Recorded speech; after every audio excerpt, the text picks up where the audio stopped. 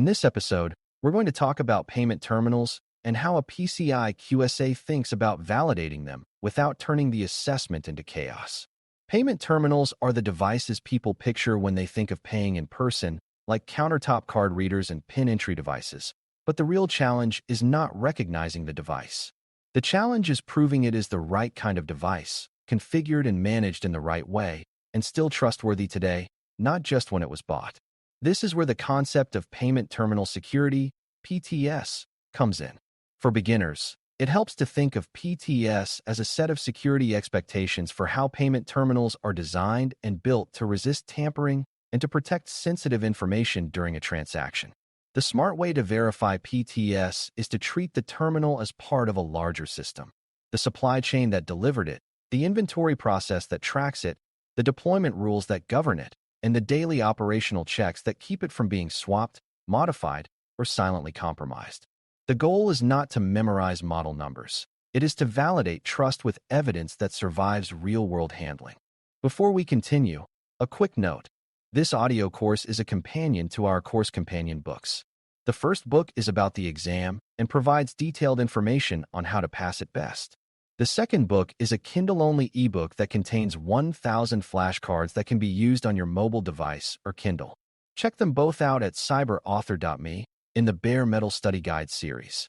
Payment terminals create a special risk profile because they live at the edge of the environment, in places where people can physically touch them.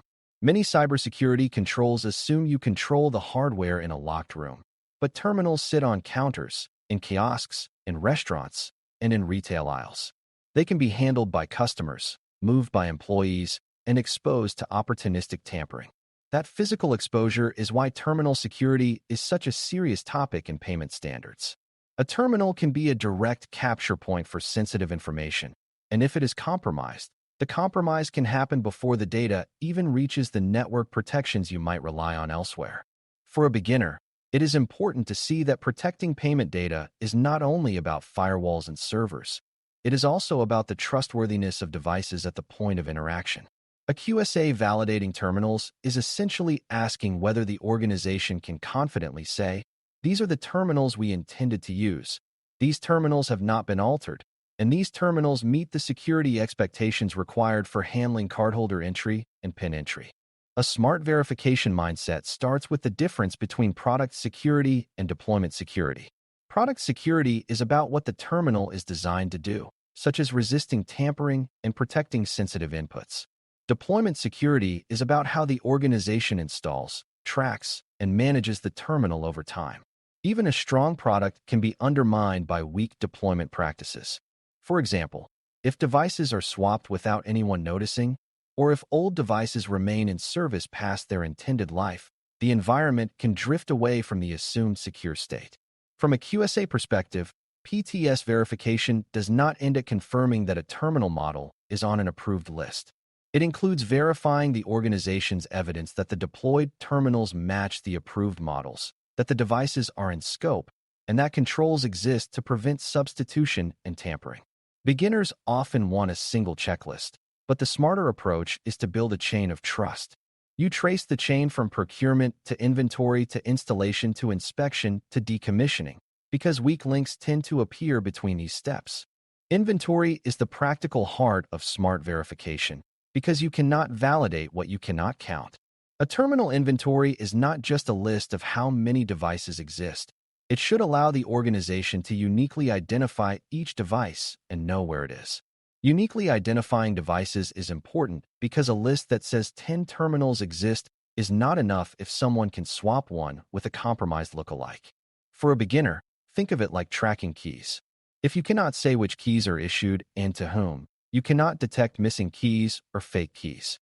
A good inventory records details that help distinguish one terminal from another and ties each terminal to a location and an owner, meaning the person or team responsible for that device.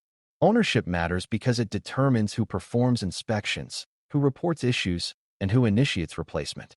A QSA will often validate inventory by sampling devices in the field and checking whether the inventory entries match reality. When inventory matches reality, it suggests disciplined control. When it does not, it suggests drift and potential blind spots.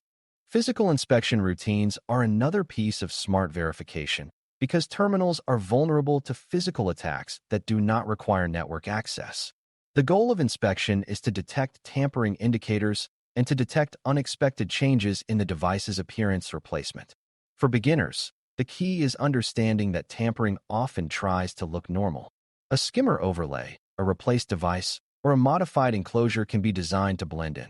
That is why inspection must be routine and must be performed by people who know what normal looks like for that specific terminal model in that specific location. Inspection also works best when the organization has reference points, like photos or baseline descriptions, that help staff notice subtle differences. A QSA will look for evidence that inspection is actually happening, not just written in a policy. Evidence can include inspection logs, training records, and incident reports showing what happens when something looks wrong. The smart approach is to treat inspections as part of operations, not as an annual compliance activity, because tampering risk exists year-round. Another guardrail is controlling how terminals are installed and moved. Terminals should not be casually relocated without record updates, because movement creates opportunities for substitution. If a device can be moved from storage to a counter without any tracking, a malicious actor could insert a compromised device during the move. Smart verification includes ensuring there are rules for who can install terminals, who can remove them, and where spares are stored. Secure storage of spares matters because a spare device is still a device that can be tampered with before it is deployed. For beginners, it can help to think of spares as future production devices. If spares are left in an unlocked closet, they are part of the risk surface. A QSA will ask about receiving processes, storage controls, and how the organization verifies devices when they arrive. The purpose is to reduce the chance that a device is compromised before it even touches the sales floor. When PTS is involved, another important validation theme is lifecycle management. Devices have supported lifespans, approved configurations, and sometimes required updates or replacements over time. Smart verification means the organization knows which devices are current, which are nearing end of life, and which must be retired. End-of-life devices can become a problem because they may not meet current security expectations or may not receive support.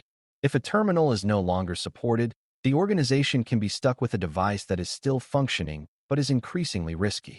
For a QSA, lifecycle control is part of showing that the environment stays aligned with security standards over time. Beginners should notice that this mirrors other controls you have learned, like change management and drift control. Terminals drift too, not only in configuration but in the organization's awareness of what is deployed. Lifecycle discipline keeps the terminal fleet from becoming a mixed collection of old and new devices with unclear security posture. A smart verification approach also pays attention to the boundaries of what the terminal does versus what other systems do. Terminals often connect to point-of-sale systems, payment gateways, or network segments that route transaction traffic. Even if the terminal meets PTS expectations, weak network or administrative controls can still create risk. For example, if terminal management interfaces are accessible broadly, or if remote support access to terminals is unmanaged, then the terminal fleet can be altered or monitored by unauthorized parties. The smart way to verify terminals is to treat them as part of a payment ecosystem. You consider how terminals are configured, how they communicate, and how administrative functions are protected. The QSA role here is not to become a technician for each device, but to ensure the organization has a consistent model for how terminals are managed and protected. For beginners, it is enough to understand that device certification is only one layer of trust, and deployment and management are equally important layers. One of the most common misconceptions is that PTS verification is a one-and-done lookup, like confirming a model appears on a list and then moving on. That can lead to a false sense of security because it ignores the real-world threats to terminals: tampering, substitution, theft, and mismanagement. The smarter approach is evidence-driven and operational. It looks for proof that the organization can identify devices, control device movement, inspect devices routinely, store devices securely, and retire devices appropriately. It also looks for proof that staff know what to do when something seems off. If an employee sees a terminal that looks different, do they know to remove it from service and report it, or do they assume it is fine? Human behavior is part of terminal security because terminals live in human spaces. A QSA will often evaluate whether the organization's terminal program is mature enough to catch problems early. A mature program does not require perfect people. It requires a simple routine that makes problems hard to ignore. As we close, remember that verifying payment terminals meet PTS the smart way means verifying a chain of trust, not just a device label. You validate that the terminals are the approved models, but you also validate that the organization can prove which devices are deployed, where they are, who owns them, and how they are protected against tampering and substitution. You validate that inspection is routine and meaningful, not just written. You validate that devices are managed across their life cycle so the fleet remains secure as time passes. In a PCI assessment, this approach reduces surprises because it turns terminal security into an operational discipline rather than a frantic scavenger hunt for model numbers. For a beginner, the main takeaway is that terminal security is a blend of product expectations and daily process discipline, and that discipline is what keeps the point of interaction from becoming the easiest weak link into the CDE. Thanks for listening. For more audio courses, daily newsletters, and more, please visit baremetalcyber.com.